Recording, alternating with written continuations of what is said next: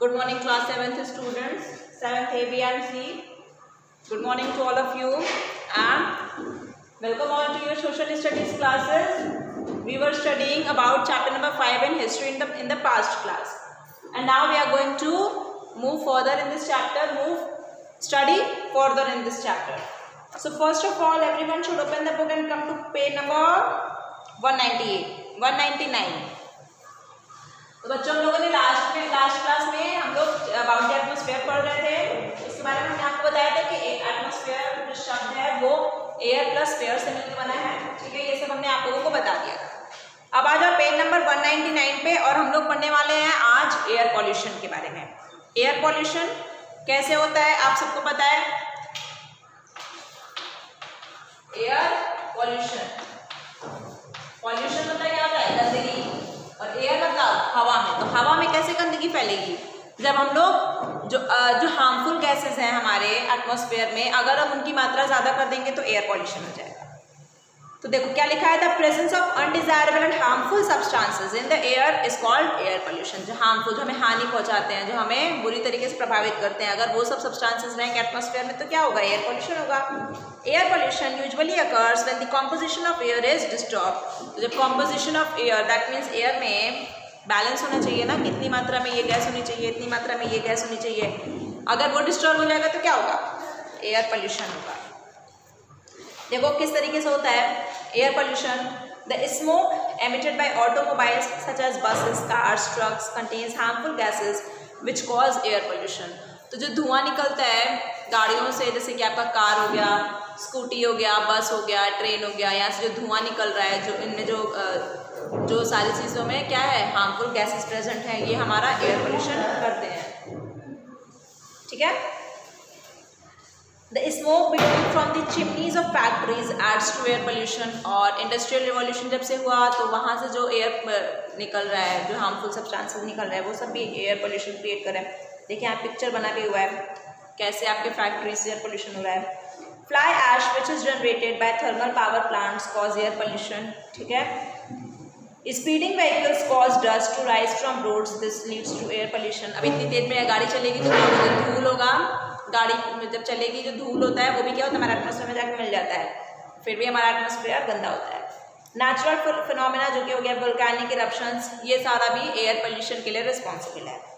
तो इसके लिए हमें क्या करना चाहिए?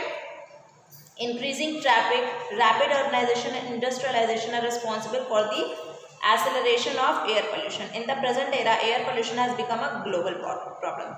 जो ट्रैफिक इतना इंक्रीज हो रहा है ना, पहले क्या होता था गाड़ी वगैरह किसी 10 लोगों के बीच में किसी एक के पास रहता था, लेकिन आज क्या है, अगर 10 लोग हैं तो 10 के पास गाड़ी है। और कोई भी आजकल पब्लिक ट्रांसपोर्ट से ट्रैवल करना नहीं चाहता है, सब लोग अपने अपने इंडिविजुअल गाड़ी से जाते हैं ना। आप ही सोचो, अगर आपके घर में कार है, ठीक है, और अगर आप जा रहे हो बार बार, अगर आपको ट्रैवल करना पड़ रहा है तो आप अकेले बैठे हो कार में, आगे ड्राइवर बैठा है, और अगर आप उसमें जैसे बस से आप जा रहे हो तो क्या हो रहा है, बस में ढेर सारे लोग जा रहे हैं और ढेर सारे लोग उतने ही पेट्रोल में अपने डेस्टिनेशन तक पहुंच जा रहे हैं, है ना। लेकिन आप उतने ही पेट्रोल में अपने डेस्टिनेशन तक अकेले पहुँच पा रहे हो। तो ये सब क्या है, इसलिए आप लोगों को, इसी वजह से तो एयर पोल्यूशन हो रहा है। तो इसलिए आप लोगों को क्या करना चाहिए, ज़्यादा से ज़्यादा इंडिविजुअल यूज़ नहीं करना चाहिए, पब्लिक ट्रांसपोर्ट का यूज़ करना चाहिए और एयर पोल्यूशन को होने से बचाना चाहिए। क्योंकि आज ये क्या है, ग्लोबल प्रॉब्लम हो गया, दैट मीन्स पूरी दुनिया का, पूरे पृथ्वी का ये परेशानी है। चलो आज स्ट्रक्चर ऑफ एटमॉस्फेयर में, स्ट्रक्चर के बारे में पढ़ेंगे अपनी एटमॉस्फेयर में। का स्ट्रक्चर क्या है, very important.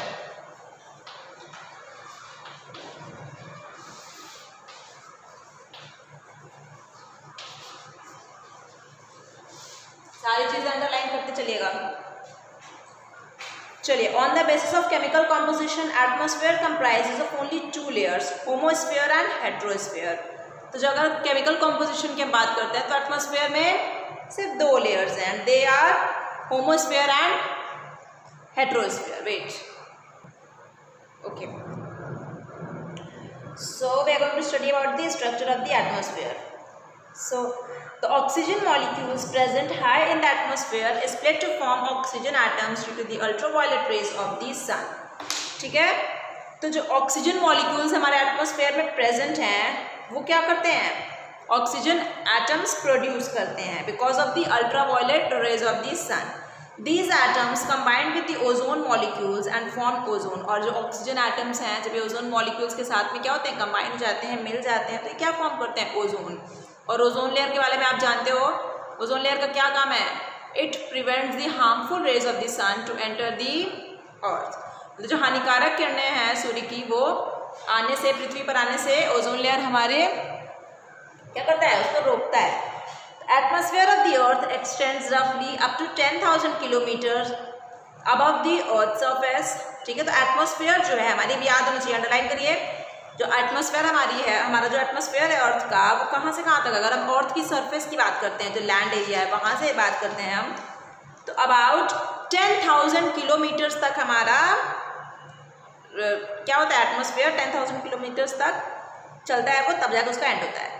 About 90% of the total mass of the atmosphere is found within a height of 32 kilometers from the surface of the earth।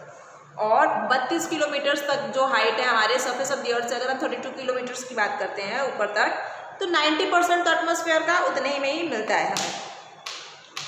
और उसके बाद एटमॉस्फेयर का जो डिवीजन किया गया है वो 5 लेयर्स में किया गया है। पहला कौन सा लेयर हो गया, ट्रोपोस्फेयर।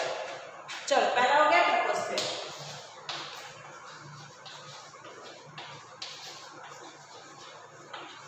मतलब जो हमारा एटमॉस्फेयर है उसको हम लोग 5 पार्ट्स में डिवाइड करके जानते हैं कि हाँ इस तरीके से ये उसके जो उसके चीज़ें हैं, जिसकी खूबियाँ हैं, उसमें इस तरीके से हैं। Troposphere is the most important layer of the atmosphere. It extends up to 12 kilometres from the surface of the earth and contains approximately 75% of the gases present in the atmosphere. तो अंडरलाइन करिए, atmosphere में around 75% gases हैं। जैसे atmosphere में अगर 100% gas है, 100% कोई भी चीज़ अपने आप में होती है, तो 75% तो ट्रोपोस्फेयर में ही गैसेज है। This is the layer where we live, इसी लेयर हम लोग रहते हैं। And where weather phenomena such as fog, hail storm and rainfall take place. जहाँ पे वेदर फिनोमिना जैसे कि कोहरा हो गया, ठीक है, ओले पड़ना हो गया, बारिश होना हो गया, ये सब इसी में होता है ट्रोपोस्फेयर में। In troposphere temperature falls with an increase in height. जैसे जैसे अगर हम लोग इंक्रीज करते जाएंगे, आपको पहले भी पता है, अब जैसे ही आप लोग अबव सी लेवल जाओगे, हाइट पे अगर ज़्यादा जाओगे तो क्या होगा, आपका टेम्परेचर डिक्रीज होगा ना, तभी तो बर्फ़ों में ठंडी ज़्यादा रहती है और पत्थर वहाँ पे बर्फ़ जम जाता है माउंटेन्स पे।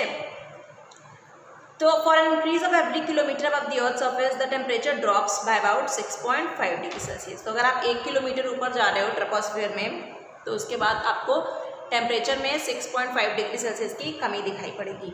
The boundary between the troposphere and stratosphere, जो बाउंड्री होती है, ट्रोपोस्फेयर के बाद स्ट्रेटोस्फेयर शुरू हो रहा है, तो जो बाउंड्री है उसको हम लोग ट्रोपोपॉज के नाम से जानते हैं। पॉज मतलब रोक देना।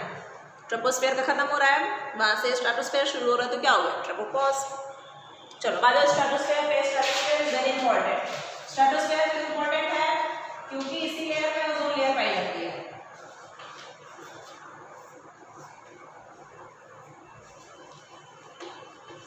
इसलिए ये सारे लेयर्स इंपॉर्टेंट है, लेकिन स्ट्रेटोस्फेयर अपने आप में बहुत ही इंपॉर्टेंट है। It lies above the troposphere. Troposphere के ऊपर स्ट्रेटोस्फेयर आएगा and extends up to height of 50 kilometres, और 50 किलोमीटर्स तक इसकी हाइट बढ़ेगी। In the lower part of the stratosphere temperature remains constant. तो जो निचला भाग है स्ट्रेटोस्फेयर का, वहाँ पे तो टेम्परेचर कांस्टेंट है, ज़्यादा घट रहा है ना बढ़ रहा है। This layer has no clouds and weather phenomena. इस लेयर में बादल नहीं होते हैं, कोई भी वेदर फिनोमिना नहीं होता है। इसीलिए ये जो लेयर है it is most suitable for flying of aeroplanes. तो फ्लाइंग ऑफ एरोप्लेन्स किस लेयर में जैसे जाते हैं, स्ट्रेटोस्फेयर से, कि वहाँ पे बादल नहीं है तो क्या होगा, प्लेन वगैरह क्रैश होने की ज़्यादा संभावना नहीं है, और इस वजह से प्लेन्स वगैरह, एरोप्लेन्स वगैरह वहाँ पे उड़ सकते हैं। Stratosphere has the ozone layer, underline करिए, that acts as the shield for the earth. Harmful rays जो है वो ओजोन लेयर हमारा पृथ्वी पे आने से रोकता है, और वो कौन में होता है, कौन सी लेयर में, stratosphere. It absorbs the sun's ultraviolet radiation, which can otherwise be very harmful for life on the earth due to the absorption of the sun's ultraviolet rays by the ozone layer. This layer is extremely hot. अब ये क्या करता है, क्योंकि ये सारे जो ultraviolet rays है सन के अपने अंदर एब्जॉर्ब कर लेता है, हानिकारक किरणें पृथ्वी पर नहीं आने देता है, अपने अंदर एब्जॉर्ब करके क्या हो जाता है, ये बहुत ही ज़्यादा गर्म हो जाता है। The stratosphere is separated from the mesosphere by the stratopause। अब स्ट्रेटोस्फेयर खत्म हो गया लेयर, यहाँ पे फिगर बना हुआ है, इसमें देखो ये फिगर पेज नंबर 200 पे ये अर्थ है। यहाँ से देखो जिसमें हम लोग रहते हैं वो ट्रोपोस्फेयर हो गया। ट्रोपोस्फेयर के बाद यहाँ पे ट्रोपोपॉज आया जो वाइट वाइट है। उसके बाद फिर स्ट्रेटोस्फेयर शुरू हो गया। देखो ट्रोपोस्फेयर में यहाँ पे क्या हो रहा है, एरोप्लेन्स वगैरह उड़ रही है। देखो ये स्ट्रेटोस्फेयर, यहाँ पे जो निचला भाग होता है स्ट्रेटोस्फेयर का, वहाँ पे एरोप्लेन्स वगैरह उड़ती हैं। यहाँ पे ये सूर्य की क्या कर रहा है, किरणें रोक दे रहा है। देख सकते हो बना हुआ है। स्ट्रेटोस्फेयर आएगा, फिर स्ट्रेटोपॉज जाएगा, फिर ये मेसोस्फेयर, फिर मेसोपॉज, फिर ये थर्मोस्फेयर, फिर थर्मोपॉज, फिर एक्सोस्फेयर। उसके बाद एटमोस्फेयर का खत्म हो जाएगा एटमोस्फेयर। चलो अब आ जाओ मेसोस्फेयर पे। तो अब थर्ड नंबर पे क्या पढ़ेंगे हम लोग, मेसोस्फेयर। ये सारी चीजें याद होनी चाहिए आपको, याद होनी चाहिए। मतलब अकॉर्डिंग टू द डिस्टेंस, मतलब सबसे पहले क्या आया, ट्रोपोस्फेयर। सबसे पहले ट्रोपोस्फेयर बोलोगे, इधर उधर से नहीं बोलोगे। पहले लिख दिया मेसोस्फेयर, फिर लिख दिया स्ट्रेटोस्फेयर, सब गलत हो जाएगा। पहले ट्रोपोस्फेयर, फिर स्ट्रेटोस्फेयर, फिर मेसोस्फेयर आएगा। Mesosphere lies above the stratosphere and extends up to a height of 80 kilometers. In this layer too, the temperature decreases with increase in height. जैसे जैसे हम लोग इस लेयर में भी ऊपर बढ़ते चले जाएंगे, हमारा टेम्परेचर कम होता चला जाएगा। Upper part of the mesosphere हम लोग मेसोपॉज के नाम से जानते हैं। Mesosphere is the coldest of all the layers, underline करिए, with temperature as low as -90 degree Celsius. तो मेसोस्फेयर क्या है, सबसे ठंडा है और यहाँ पे टेम्परेचर सबसे कम जो है वो कौन सा है, मापा गया है -90 degree Celsius. The meteors which enter the atmosphere of the earth rarely reach the surface of the earth as most of them are burned to ashes within this layer. तो मीटियोर्स जो होते हैं, जो कि कभी कभार अर्थ सरफेस पे आपको देखने को मिल जाते हैं, वो इसी लेयर से आते हैं क्योंकि यहीं पे वो जल के क्या होते हैं, राख में परिवर्तित हो जाते हैं। चलो अब आ जाओ थर्मोस्फेयर पे। थर्मो का मतलब क्या होता है, हीट। फोर्थ नंबर पे क्या है, थर्मोस।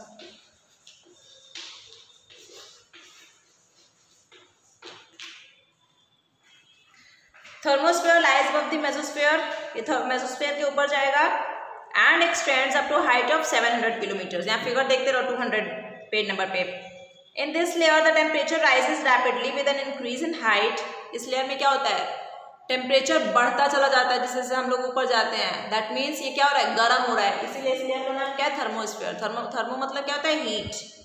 उल्टा हो रहा है ना, जैसे जैसे हम लोग ऊपर बढ़ रहे थे एटमोस्फेयर में टेम्परेचर लो हो रहा था, लेकिन थर्मोस्फेयर में जैसे जैसे ऊपर बढ़ रहा है टेम्परेचर क्या हो रहा है, इंक्रीज हो रहा है, गर्मी ज्यादा हो रही है, हॉट होता जा रहा है। देखो क्या लिखा है, and it reaches up to 1480 degree Celsius, 1480 degree Celsius, इतना ज़्यादा तापमान हो जाता है। अब यहाँ पे क्या होता है, कभी कभार 45-46 डिग्री सेल्सियस अगर इलाहाबाद का तापमान हो जाता है तो हम लोग जलने लगते हैं गर्मी के मारे। और यहाँ पे देखो 1480 डिग्री सेल्सियस कितना ज़्यादा है, due to the extreme heat. तो क्या लिखा है, एक्सट्रीम हीट है यहाँ पे। Molecules of gases break up into ions. जो मॉलिक्यूल्स हैं गैसेस के क्या होते हैं, आयंस फॉर्म कर देते हैं, ब्रेक हो जाते हैं। This in turn helps in long distance communication because the electrically charged ions reflect the radio waves back to the earth surface and thus enable us to use wireless communication. This layer is also called ionosphere. ठीक है, तो जो atoms हैं वो क्या form कर दे रहे हैं, इतनी गर्मी इतना हीट की वजह से आयंस फॉर्म कर रहे हैं, और इसीलिए इस लेयर को हम लोग आयनोस्फीयर कहते हैं। और जब आयंस फॉर्म हो गए तो क्या होगा, कम्युनिकेशन, हम लोगों का दूर संचार जो है ईजी हो जाएगा, यहाँ पे वायरलेस कम्युनिकेशन। तो इसलिए थर्मोस्फेयर भी क्या है, अपने आप में बहुत ही इंपॉर्टेंट लेयर है। और अंडरलाइन करेंगे कि कहाँ पे दूर संचार संभव है, किस लेयर में, तो थर्मोस्फेयर में। चलो अब एक्सोस्फेयर पे आ जाओ, 5th नंबर।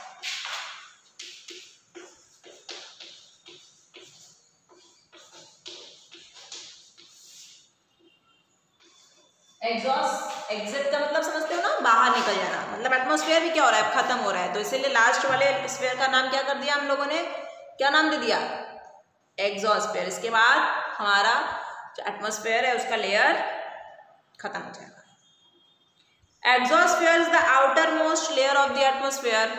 किसी को बताने की जरूरत नहीं है, सबको पता है कि ये आउटर मोस्ट लेयर है। This layer gradually blends with interplanetary space.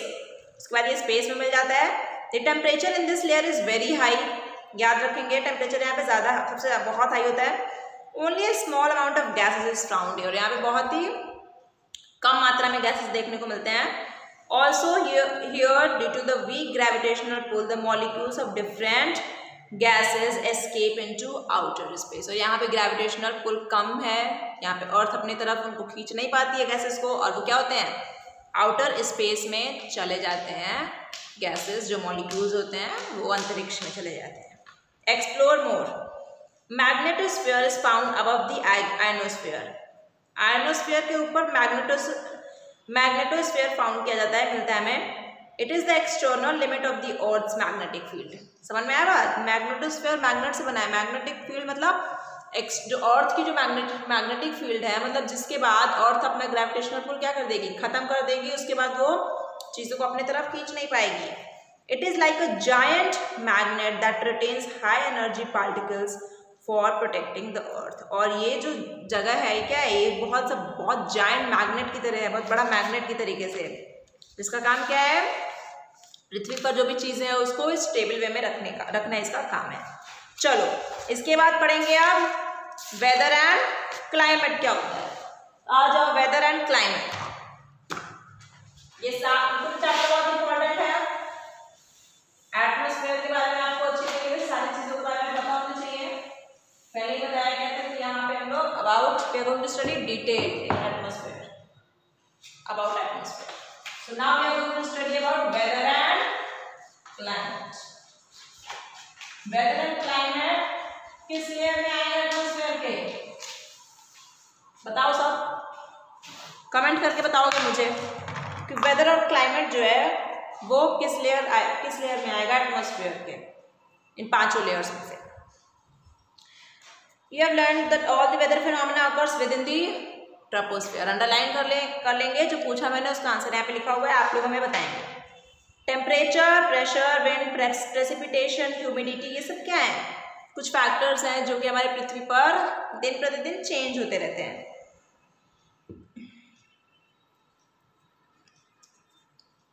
तो ये जो चेंजेस हैं, अगर ये छोटे for short period of time होते हैं, अगर कम समय के लिए होते हैं तो उसे हम लोग वेदर कहते हैं। लेकिन अगर यही जो चेंजेस अगर वो लंबे समय के लिए होगा तो उसको हम लोग क्या कहते हैं, क्लाइमेट। तो weather can change every few weeks, ठीक है। तो जो हमारा मौसम है वो क्या होता है, हर हफ्ते भी चेंज हो सकता है। जैसे अभी क्या है, गर्मी है तो हफ्ते दिन बाद थोड़ी सी सर्द हवा भी बहने लगी तो सर्दी भी आ सकती है। और इवन आवर्स, घंटों में भी चेंज हो जाता है। कभी कभार क्या होती है, खूब तेज गर्मी पड़ती है और अचानक से बारिश हो जाती है तो थोड़ा थोड़ा सिहरन टाइप महसूस होने लगता है, तो क्या हो गया, वेदर चेंज हो गया, ठीक है। Thus weather is not constant and changes frequently. इसलिए वेदर क्या है, कॉन्स्टेंट नहीं है और हमेशा वो चेंज होता रहता है। लेकिन अगर हम दूसरी तरफ अगर हम बात करते हैं तो average weather condition of a place for a longer period of time is referred to as climate. Climate क्या है, average weather condition of a place, मतलब कि जो वेदर कंडीशन है, एवरेज वेदर कंडीशन, अगर हम उसी को लंबे अंतराल की बात करते हैं, लंबे समय की बात करते हैं तो क्या हो जाता है, क्लाइमेट हो गया। जैसे टेम्परेचर, रेनफॉल, प्रेशर, ह्यूमिडिटी, ये सब क्लाइमेट के अंतर्गत आता है। डिफरेंस पढ़ लेंगे वेदर और क्लाइमेट के बारे में, सब लोग ऑलरेडी जानते हैं, फिर से पढ़ लेंगे एक बार। वेदर चेंजेस फ्रीक्वेंटली, वेदर क्या होता है, जल्दी जल्दी चेंज हो जाता है, घंटों घंटों भी चेंज हो सकता है ना। लेकिन क्लाइमेट जल्दी जल्दी चेंज नहीं होता है। क्लाइमेट क्या होगा आपका, जैसे कि अगर 6 महीने बाद चेंज होगा, है ना, क्योंकि अभी सर्दी है बहुत, अगर एक्सट्रीम हॉट अभी पड़ रहा है तो 6 महीने बाद एक्सट्रीम विंटर आएगा, तो इस तरीके से क्लाइमेट आपका चेंज होगा। Weather considers the condition of temperature, rainfall, humidity for a short period. तो वेदर शॉर्ट पीरियड के लिए इन सब चीज़ों को कंसीडर करता है, लेकिन क्लाइमेट फॉर लॉन्गर पीरियड के लिए इन सब चीज़ों को कंसीडर करता है, देखता है। वेदर को हम लोग डेली बेसिस पे कैलकुलेट कर सकते हैं, ठीक है। लेकिन to draw conclusions about the local regional climate, scientist have to maintain day to day weather statics for 30 to 50 years। Thus climate is calculated over a longer period of time. लेकिन climate को calculate करने के लिए scientist का क्या काम है, वो दिन प्रतिदिन की गतिविधियों को नोट डाउन करेंगे कम से कम 30 से 50 साल तक के लिए, और तब वो बता पाएंगे कि हाँ भाई यहाँ का क्लाइमेटिक कंडीशन क्या है। तो क्लाइमेटिक कंडीशन को कैलकुलेट करना is a bit tough task, it requires time and it requires a longer period of time for about 30 to 50 years। okay, so with this we have ended this portion of our class. That means class number 2 of chapter number 5. And further we will study in the next class. Next class हम लोग पढ़ेंगे about atmospheric temperature, then pressure, then winds, then humidity. Okay class, thank you.